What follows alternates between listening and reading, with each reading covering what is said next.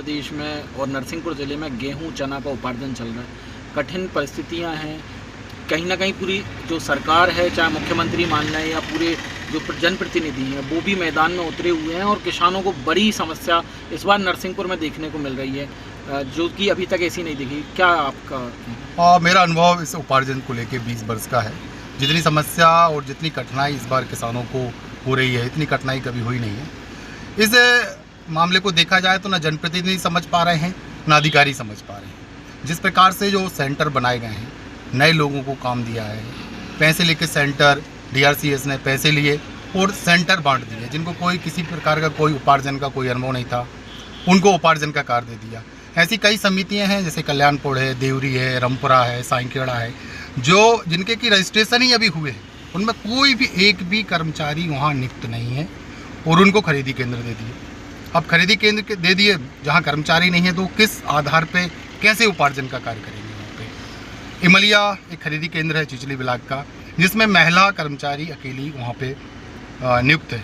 एक कर्मचारी, महिला कर्मचारी के भरोसे आपने सेंटर दे दिए। कल्याणपुर एक समिति है, उसमें आपने यहाँ कल्याणपुर तरफ, सहायपुर तरफ आप लोग खरीदी करा रहे हैं और उसी समिति को आपने, जहाँ कर्मचारी नहीं है, उसको आपने पलवा पट्टी में भी खरीदी दे दी। अब बिना कर्मचारियों के उपार्जन कैसे होगा?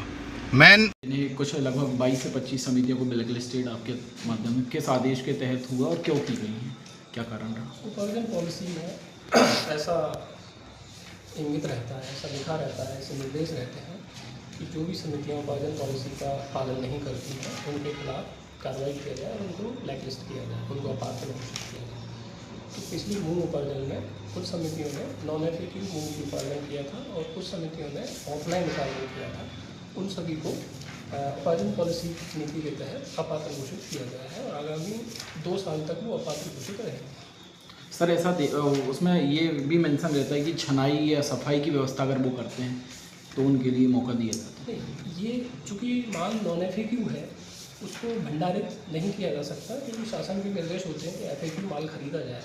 इसलिए non-FAQ जो माल खरीदा गया है, उसको FAQ कराने की जिम्मेदारी समिति की होती है। और उसमें जो कमी आती है, जब अपन उसको FAQ कराते हैं, तो उसमें जो कमी आती है, उसमें जो राशि बनती है, वो राशि भी हम समिति प्रबंधक को व्यक्तिगत रूप से जमा कराते हैं।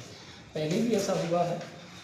BPAX पलोहा में जो खरीदी हुई थी, उसमें non-FAQ पाया गया था, मेरे संज्ञान में आया था, तो हमने उसको सस्पेंड भी किया था और उसके खिलाफ FIR भी हुई थी। और जब मांग को छनवाया गया तो जो शॉर्टेज आई, उसका हमने उसकी पैसे भी जमा कराए। लेकिन उसके बावजूद भी जिला प्रशासन ने मुझे दोषी माना था और